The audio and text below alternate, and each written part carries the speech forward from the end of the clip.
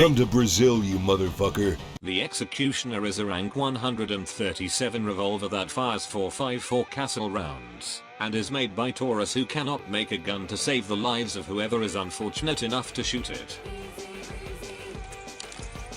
In Phantom Forces, where every gun is nearly perfect though, this gun is the thinking man's Desert Eagle.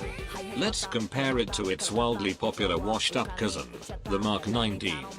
On paper, the Mark 19 gets better initial damage range and gets the earlier unlock and an added bonus of 2 more total rounds in the magazine, plus the added bonus of being a Desert Eagle, so everyone instantly recognizes it because it's that one gun that's stupidly powerful in every game it shows up in. The Executioner gets more reserve ammo and damage, and that appears to be it.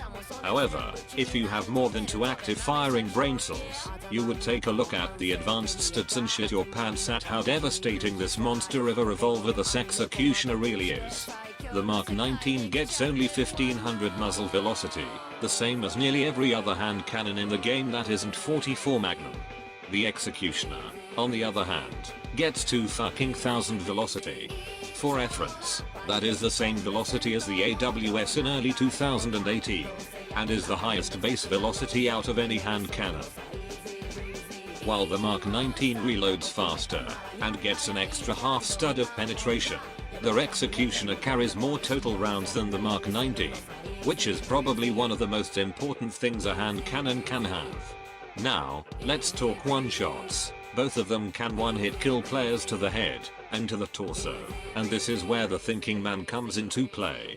The Mark 19 shines in the torso department, being able to kill you up to 45 studs compared to the Executioner's wonky 38 studs. However, the Executioner can one-shot players to the head at exactly 115 studs, compared to Omega 80 or so on the Mark 19. Seriously, the only thing good about the Mark 19 is the torso range, where you can two-shot torso at any range past the one-shot. The MP412 Rex is the only comparable one-head range, and it's the worst revolver in the game. The Executioner's extra velocity makes longer range combat easier, with an extra 2 damage to minimum head compared to the Mark 19's 93. The Deagle may fire faster, but that doesn't mean it's any good to spam it like a fucking Neanderthal. Same goes for the Executioner. You wait for each shot to recover and hit fire at close quarters. You slide past someone and punish them for thinking you would melee them. You use the extra velocity to make players very angry, and pick up your gun. The Executioner does not like extremely long ranges, though it is entirely possible to learn how to kill someone at 300 plus. Now for attachments. Depending on how you play, you either run a blood laser or a speed loader, and tell ammo and barrels to go fuck themselves. Optics are subjective. I like how the combine point feels to use on it. Congratulations. You have graduated one-shot kindergarten. Now get out there, and take massive 95 damage shits on 12-year-olds who will want their own Executioner after you do.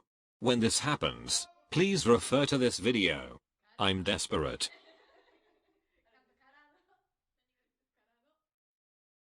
I feel like this video is missing something.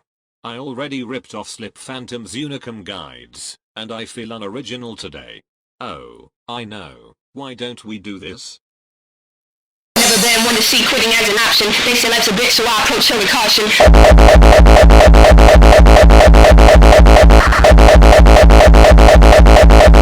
Never been one to see